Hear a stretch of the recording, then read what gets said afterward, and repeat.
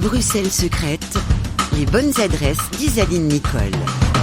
Bonjour à tous. Aujourd'hui, je vous emmène découvrir l'univers de Laure, illustratrice. Au départ, Laure se lance dans des études en communication culturelle à l'IEX à Bruxelles.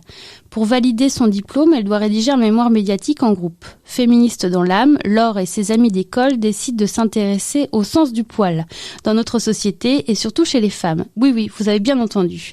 Elles vont donc étudier des stéréotypes de genre et photographier des femmes autour de ce thème. Leur projet séduit leurs professeurs et a même des retombées médiatiques puisqu'elles sont interviewées par la RTBF ou encore les magazines Mademoiselle et Cosmopolitain. Dans ce projet, Laure s'occupe de la production, de la photo, de la vidéo et du graphisme. Et ce n'est pas un hasard. Depuis toute petite, Laure aime créer, dessiner, imaginer des illustrations qui ont du sens et qui font écho pour elle. Elle passe d'ailleurs la majeure partie de son temps libre à dessiner. Son diplôme en poche, elle décroche un mi-temps au FIF, le Festival international francophone du film, où elle va s'occuper de la communication. Le reste du temps, elle le passe à, devinez quoi, dessiner. Elle se passionne pour l'illustration et décide petit à petit de sauter le pas et de créer son propre projet autour de thèmes qui lui tiennent à cœur. Le féminisme, la femme, la nature et les animaux. Elle s'intéresse aussi aux phénomènes de société comme les sorcières et à leur place dans la société actuelle.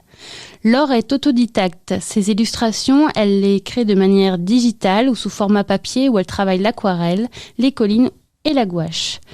Laure propose différents types d'illustrations au format A6, A5, des cartes, des stickers et même des pins. Des nouvelles idées, Laure en a plein la tête, comme par exemple proposer des formats plus grands, créer des tatous sous forme de patch et développer d'autres thèmes avec des dessins sur l'astrologie, créer une collection spéciale pour la Journée de la Femme le 8 mars prochain. Et pourquoi pas faire des collaborations. Laura se fait connaître via les réseaux sociaux avec Instagram ou encore TikTok, où elle touche différents publics de tout âge et sensibles au féminisme. Laure aime son projet car il l'aide à se changer les idées, à développer sa créativité, à créer de ses propres mains. Elle aime aussi aller à la rencontre de ses clients et créer du lien avec eux en partageant son savoir-faire.